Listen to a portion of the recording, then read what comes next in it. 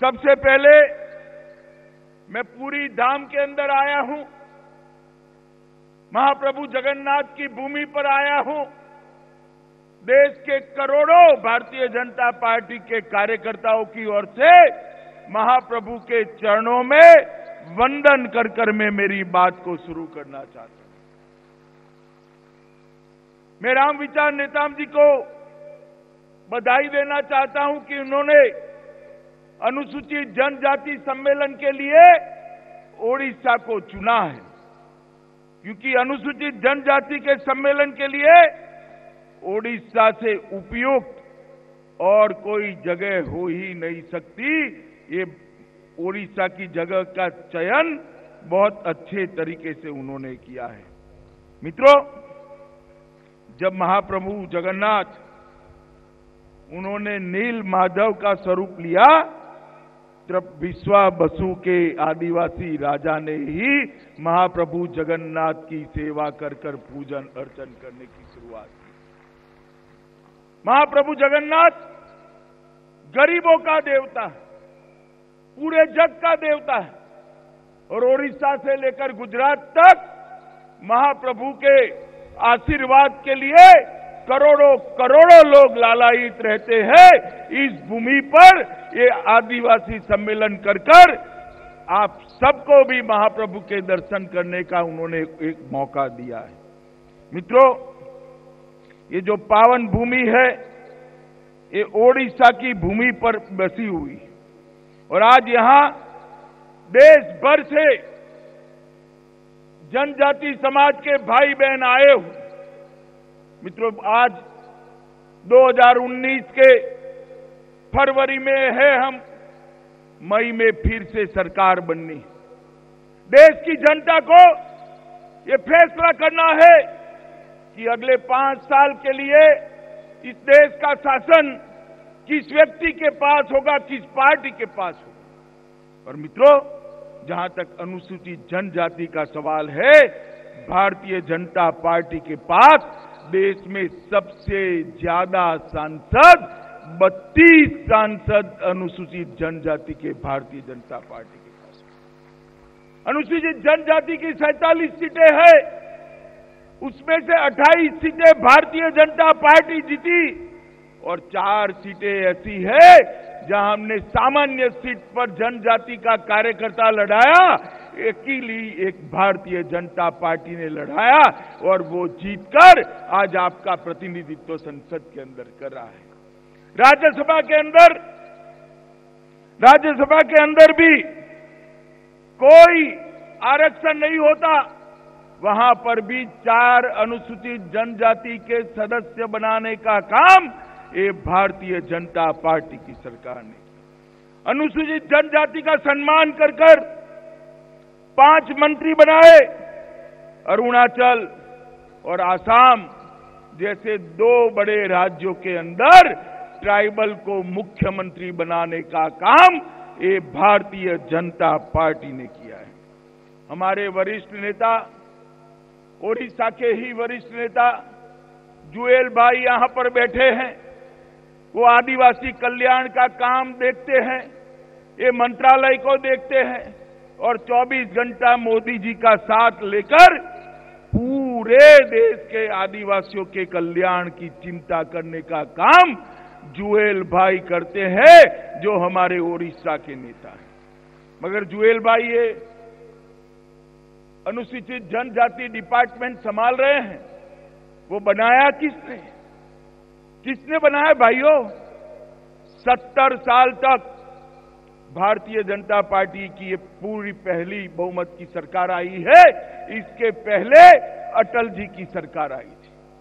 सालों तक शासन करने वाली कांग्रेस पार्टी, उसने अनुसूचित जनजाति की इतनी बड़ी जनता के लिए मंत्रालय नहीं बनाया था।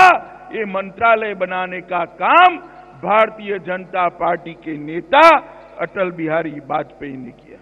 मित्रों, देश में जहां पर भी मैं जाता हूं, वहां कहता हूं कि केंद्र में नरेंद्र मोदी जी की सरकार बनाई। मगर मैं ओडिशा में आता हूं तब दो विनंती ओडिशा की जनता को करने आता हूं। केंद्र में तो नरेंद्र मोदी की सरकार चाहिए ही चाहिए, उत्कल जनता के आशीर्वाद से चाहिए, अनुसूचित जनजाति के मतदाताओं के आशीर्वाद से चाहिए, मगर ओडिशा के अंदर भी पूर्ण बहुमत के साथ भारतीय जनता पार्टी की सरकार बनाने का काम ओडिशा की जनता ने करना है। क्योंकि इतना बड़ा जनजाति की संख्या होने के बावजूद भी अगर पिछड़े जनजातियों को उठाकर देखा जाए तो ओडिशा के जनजाति के भाइयों बहनों की हालत सबसे खराब है, सबसे बदतर है। मित्रों, ओडिशा के अंदर हम एक नए तरीके से जनजातियों के विकास के अंदर आगे बढ़ना चाहते हैं। मित्रों, मैं आज सबको बताने आया हूं, ये भारतीय जनता पार्टी की नरेंद्र मोदी सरकार जो चली है वो और कांग्रेस के बीच में क्या फर्क है। यूपीए की सरकार चली, 10 साल तक चली, राहुल बाबा की सरकार थी, सोनिया मनमोहन की सरकार थी। यूपीए सरकार में कितना बजट था जनजातियों के लिए भाई? 30,700 करोड़ रुपया। कितना था? कांग्रेस पार्टी ने सबसे ज्यादा बजट जनजातियों के लिए 30,700 करोड़ का रखा था। जोर से बोलो कितना था? और जोर से बोलो कितना? नरेंद्र मोदी जी की ओर से पीयूष गोयल जी ने अभी बजट रखा, इसमें 50,000 करोड़ रुपया जनजातियों के कल्याण के लिए रखने का काम। 20,000 करोड़ रुपया जनजातियों के विकास के लिए ज्यादा देने का काम किया है। और मित्रों, सब प्लान के अलावे जनजातीय कार्य मंत्रालय के लिए वो लोग 4,300 करोड़ रुपया देते, सिर्फ 4,000। भारतीय जनता पार्टी ने उसको बढ़ाकर 6,275 करोड़ रुपया करने का काम किया है, 50% की बढ़ोतरी करी। एकलव्य मॉडल स्कूल यूपीए ने 166 बनाए थे, 70 साल में एक और 166 मॉडल स्कूल, और मोदी जी के 5 साल के अंदर वो बढ़कर हो गए 288 मॉडल स्कूल बनाने का काम ये भारतीय जनता पार्टी की सरकार ने किया है। मित्रों, ओडिशा की बात करें तो सिर्फ 6 स्कूल थे। कितने थे ओडियावासी? बोलो जरा, कितने थे? सिर्फ 6। इसको बढ़ाकर 103 करने का काम ये भारतीय जनता पार्टी की नरेंद्र मोदी सरकार ने। मेरा आदिवासी भाई, आदिवासी माता दिन भर जंगल में घूमकर तेंदुपट्टा चुनती है, अन्य वन उत्पादकों को चुनती है। उसको समर्थन मूल्य मिलना चाहिए या नहीं मिलना चाहिए? जोर से बोलो भैया, मिलना चाहिए नहीं मिलना चाहिए? ये कांग्रेस की सरकार सिर्फ 6 वन उपजों पर समर्थन मूल्य देती थी। नरेंद्र मोदी सरकार आई और नरेंद्र मोदी सरकार आई, ये 10 से बढ़ाकर 49 वन उपज पर समर्थन मूल्य देने का काम किया। आज दिन भर परिश्रम कर जो आदिवासी माता घर पे जाती है, आज उसको शाम को रोटी की व्यवस्था करने का काम ये भारतीय जनता पार्टी की नरेंद्र मोदी सरकार ने किया है। मित्रों, मोदी सरकार ने किया। मेरा आदिवासी भाई, आदिवासी माता दिन भर जंगल में घूमकर तेंदुपट्टा चुनती है, अन्य वन उत्पादकों को चुनती है। उसको समर्थन मूल्य मिलना चाहिए या नहीं मिलना चाहिए? जोर से बोलो भैया, मिलना चाहिए नहीं मिलना चाहिए? ये कांग्रेस की सरकार सिर्फ 6 वन उपजों पर समर्थन मूल्य देती थी। नरेंद्र मोदी सरकार आई और नरेंद्र मोदी सरकार आई, ये 10 से बढ़ाकर 49 वन उपज पर समर्थन मूल्य देने का काम किया। आज दिन भर परिश्रम कर जो आदिवासी माता घर पे जाती है, आज उसको शाम को रोटी की व्यवस्था करने का काम ये भारतीय जनता पार्टी की नरेंद्र मोदी सरकार ने किया है। मित्रों, केवल ओडिशा के अंदर छात्रवृत्ति पहले 144 करोड़ रुपया मिलती थी, अब हमने 329 करोड़ रुपया छात्रवृत्ति देने का काम ये 5 साल के अंदर किया है। मित्रों, 500 नए हॉस्टल बनाए 850 करोड़ की लागत से, और व्यक्तिगत जो पैसे के कार्यक्रम है इसमें लगभग 55 हेक्टेयर का कार्य क्षेत्र को समाविष्ट करने का काम ये भारतीय जनता पार्टी की सरकार ने किया है। मित्रों, इसके साथ साथ भारतीय जनता पार्टी की नरेंद्र मोदी सरकार ने देश के आदिवासियों के लिए सबसे बड़ा काम किया है डिस्ट्रिक्ट मिनरल फंड की स्थापना का। ये डिस्ट्रिक्ट मिनरल फंड क्या है? देश को जो खदानों में से इनकम होती है, आवक होती है, रेवेन्यू मिलती है, राजस्व मिलता है, वहां पर कौन बसा है? ज्यादातर मेरे आदिवासी भाई और बहनों बसे। वो विस्थापित होते हैं।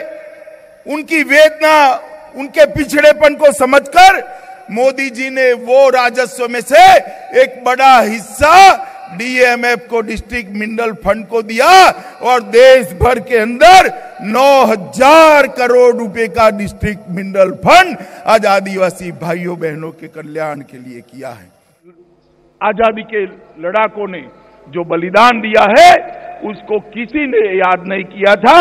भारतीय जनता पार्टी की नरेंद्र मोदी सरकार ने याद किया, और मानगढ़ के अंदर भी एक ट्राइबल स्वतंत्र सेनानियों का म्यूजियम देश में पहली बार बनाने का काम ये भारतीय जनता पार्टी की सरकार ने किया।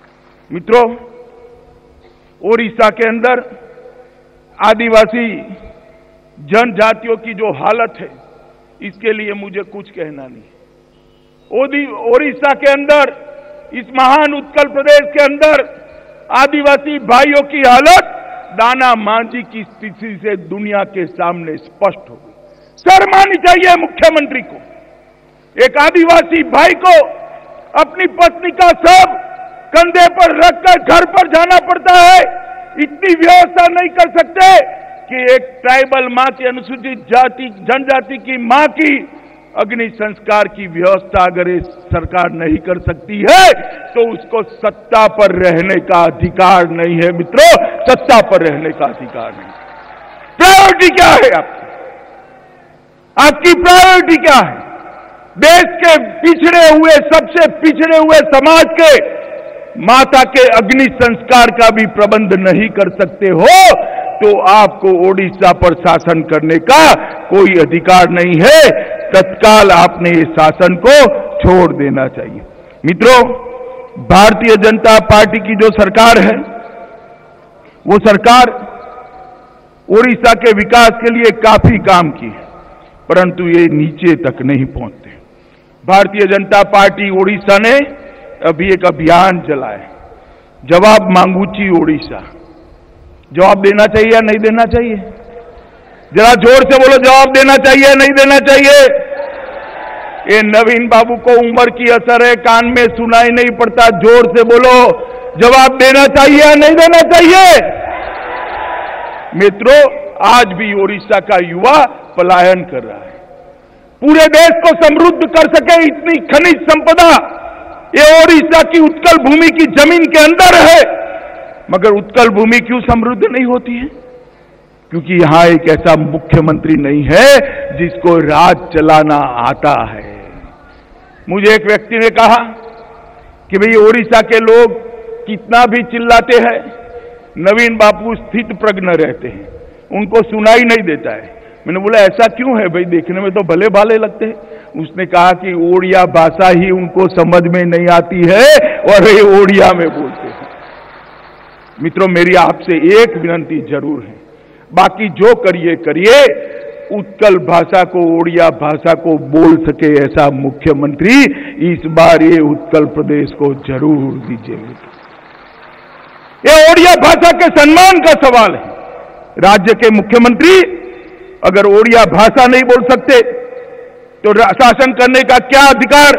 अस्पताल में डॉक्टर नहीं है, किसान को धान का मूल्य नहीं मिलता है। उड़ीसा के बहुत बड़े तबके के अंदर 42% लोगों को आज तक पीने का पानी नहीं मिला है।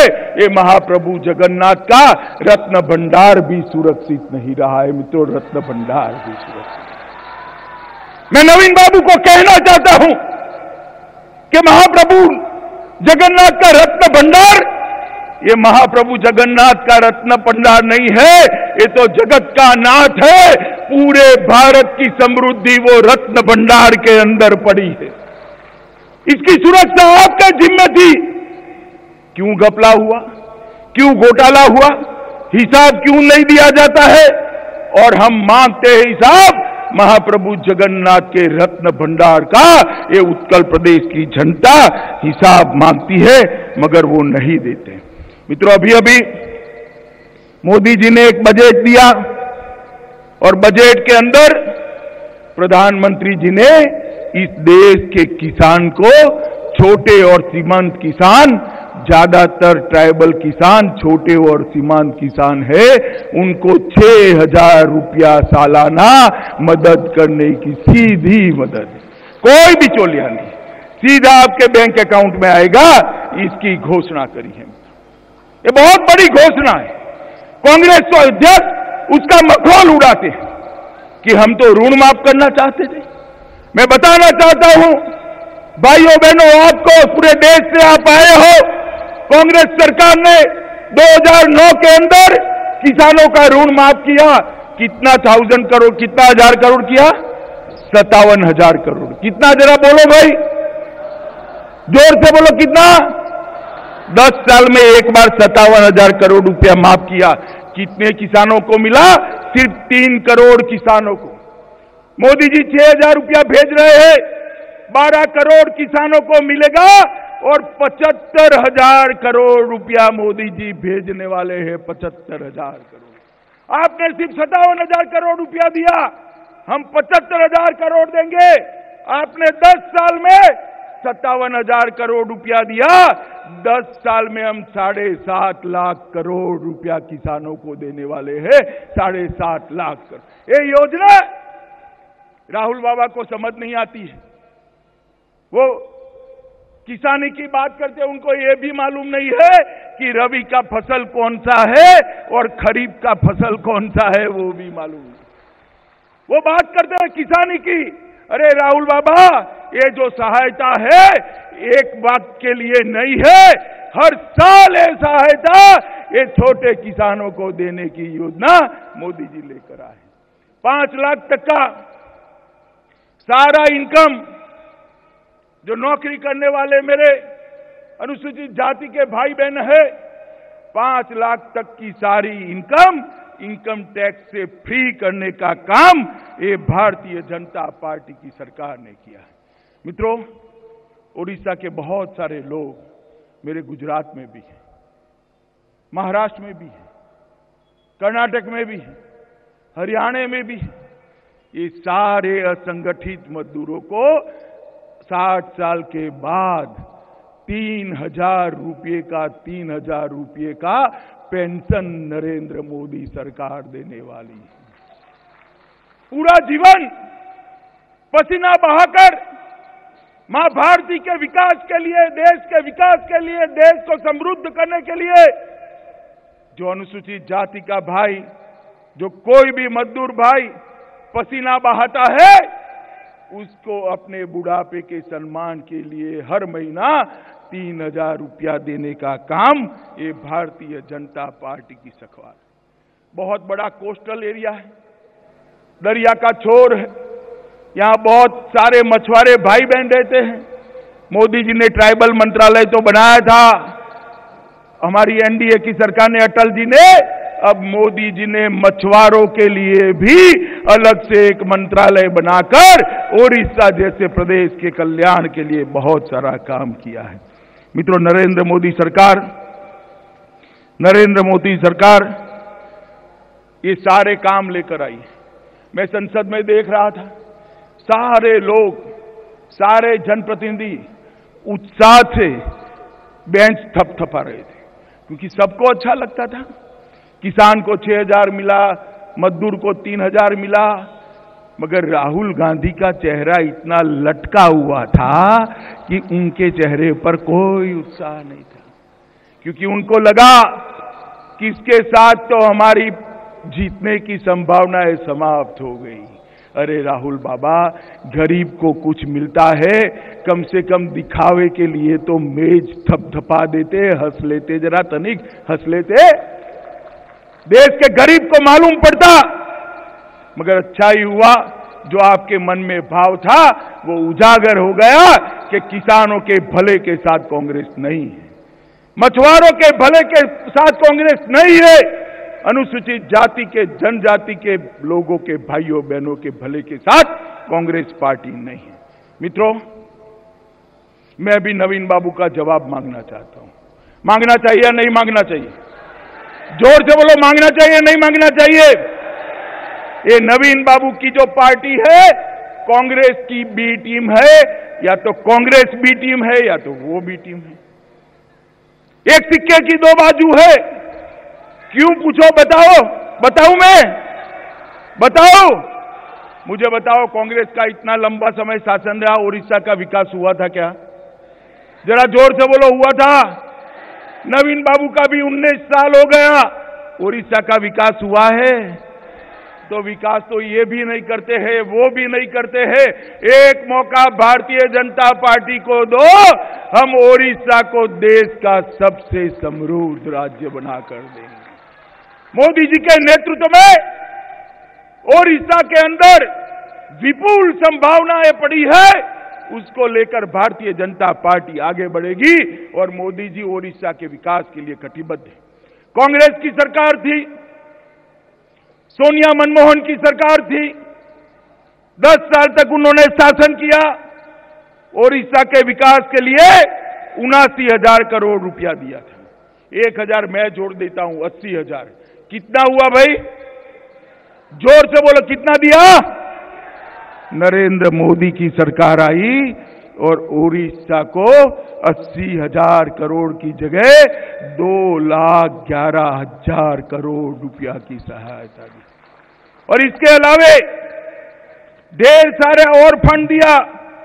51,000 रुपया केंद्रीय योजनाओं में, मुद्रा लोन में 33,000 करोड़ रुपया, 1,37,000 करोड़ रुपया सिर्फ पेट्रोलियम डिपार्टमेंट में। धर्मेंद्र भाई, आप देश के साथ थोड़ा अन्याय कर ओडिशा को कुछ ज्यादा ही दे रहे हो, मगर हम इससे प्रसन्न है, हमारी सरकार की प्रसन्न है, क्योंकि ओडिशा को ज्यादा देने की जरूरत है। 1,37,000 करोड़ रुपया पेट्रोलियम विभाग ने ओडिशा के अंदर दिया है। खानों की नीलामी में, खानों के जीवन काल में 73,000 करोड़ रुपया, डीएमएफ में 4,000 करोड़, कैंपा फंड 1,200 करोड़, 5,13,255 करोड़ रुपया भारतीय जनता पार्टी की नरेंद्र मोदी सरकार ने यहां भेजने का काम किया। मित्रों, मैं नवीन बाबू से जवाब मांगना चाहता हूं। ये 5,13,255 करोड़ रुपया कहां गया? आपके गांव में पहुंचा है क्या? जोर से बोलो, पहुंचा है क्या? ये पहुंच नहीं सकता। कांग्रेस पार्टी कहती थी, राजीव गांधी कहते थे कि मैं 1 रुपया भेजता हूं, 85 पैसा ही पहुंचता है, 15 पैसा ही पहुंचता है, 85 पैसा गबन हो जाता है।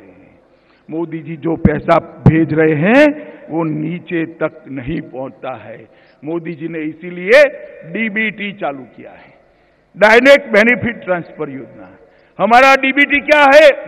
गरीब के बैंक अकाउंट में सीधा पैसा पहुंचाना। कांग्रेस के शासन में भी डीबीटी चलता था। वो डीबीटी क्या था? डीलर ब्रोकर ट्रांसफर योजना।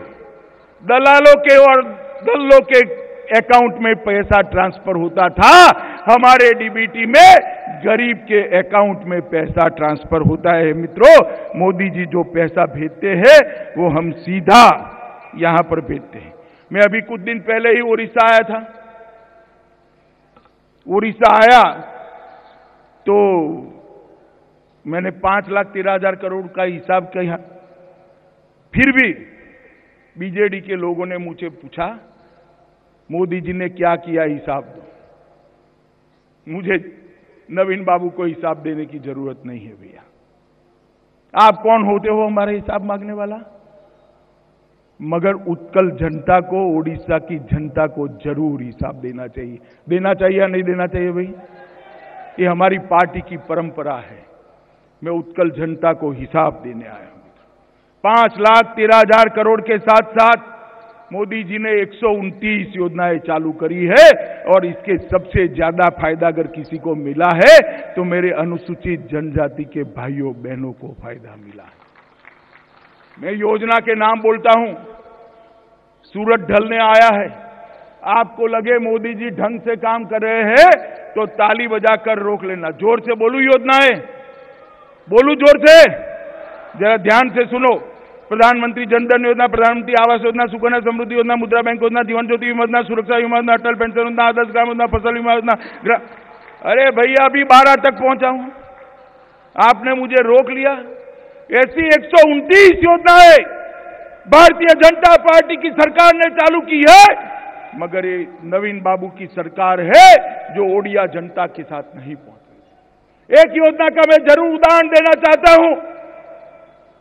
ओडिया जनता ने इसकी आवाज उठाने की जरूरत है।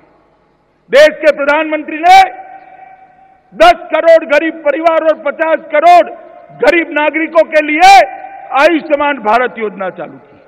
आयुष्मान भारत योजना क्या है? कोई भी मेरे अनुसूचित जनजाति समाज का, गरीब समाज का, दलित समाज का, पिछड़ा समाज का, कोई भी गरीब का मां बाप बच्चा बीमार पड़ जाए, कितनी भी बड़ी बीमारी हो, कैंसर हो, लकवा मार जाए, दिल का दौरा पड़ जाए, किडनी बदलनी हो, लीवर बदलना हो, तो मोदी जी 5 लाख तक का सारा इलाज फ्री ऑफ कॉस्ट कराते हैं, फ्री ऑफ कॉस्ट कराते हैं। मगर ओडिशा वाले ताली न बजाए भैया। आपके मुख्यमंत्री ने आयुष्मान भारत योजना को रोक दिया है। उनको डर लगता है कि इससे नरेंद्र मोदी जी लोकप्रिय हो जाएंगे।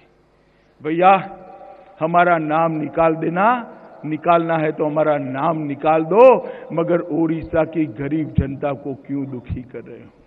मैं पूछना चाहता हूं नवीन बाबू को, यहां से मजदूरी के लिए कोई मजदूर सूरत गया है और वो बीमार पड़ जाएगा, आपकी राज्य की योजना उसको फायदा कराएगी क्या? कराएगी? बताओ भाई। दिल्ली में जो ओडिशा वासी है, हरियाणा में है, बेंगलोर में है, मुंबई में है, इसको फायदा कराएगी क्या? आयुष्मान भारत योजना देश में कहीं पर भी मेरा ओडिया भाई बहन चला जाए उसको 5 लाख तक का फायदा कराएगी। मैं तो आज इस मंच से नवीन बाबू को विनती करता हूं कि अभी भी समय है, चुनाव का 3 महीना बाकी है। नवीन बाबू आयुष्मान भारत योजना स्वीकार कर लो, वरना ये ओडिया जनता आपको हकाल देगी, हकाल देगी, निकाल देगी। मित्रों, ये नवीन बाबू की सरकार, बीजेडी की सरकार ओडिशा का विकास नहीं कर सकती। एक गठबंधन की सरकार देश का विकास नहीं कर सकती है। ओडिशा और देश का विकास भारतीय जनता पार्टी के नेता नरेंद्र मोदी के नेतृत्व की सरकार ही कर सकती है और कोई नहीं कर सकता। ओडिशा को पहले कांग्रेस ने गरीब रखा, उसके बाद में बीजेडी ने गरीब रखा। मोदी जी कितनी भी योजनाएं पहुंचते हैं, नीचे तक नहीं पहुंचती हैं। मित्रों, आपको मैं एक उदाहरण देना चाहता हूं। एक बड़ा बिजली का कारखाना हो, एचटी लाइन से बिजली जाती हो, तो ट्रांसफार्मर के बगैर आपके घर में बिजली आएगी क्या? जरा जोर से बोलो, आएगी क्या? ट्रांसफार्मर लगाओगे तो बिजली आएगी ना। इसी तरह से मोदी जी बहुत विकास की योजनाएं उड़ीसा भेजते हैं, मगर भुवनेश्वर में बीजेडी सरकार का ट्रांसफार्मर जल गया है, जल गया है। अब ट्रांसफॉर्मर जल जाता है तो क्या करते हैं भाई? जोर से बोलो, क्या करते हैं? और जोर से बोलो, क्या करते हैं? अरे बदलना नहीं है, ये बीजेडी सरकार को, नवीन बाबू सरकार को उखाड़ कर फेंक दीजिए, एक भारतीय जनता पार्टी की सरकार बनाइए। उड़ीसा का विकास भारतीय जनता पार्टी की सरकार ही कर सकती है। देश का विकास नरेंद्र मोदी सरकार भी कर सकती है। इसलिए हम एक नारा लेकर निकले 2019 में, फिर एक बार मोदी सरकार। मैं बोलूंगा फिर एक बार, आप मेरे साथ बोलिएगा, मोदी सरकार। फिर एक बार, और जोर से बोलिए, फिर एक बार, फिर एक बार। मेरे साथ दोनों हाथ उठाइए, प्रभु जगन्नाथ को याद कर कर मुट्ठी बीचिए संकल्प की, और प्रचंड आवाज के साथ बोलिए, भारत माता की, भारत माता की।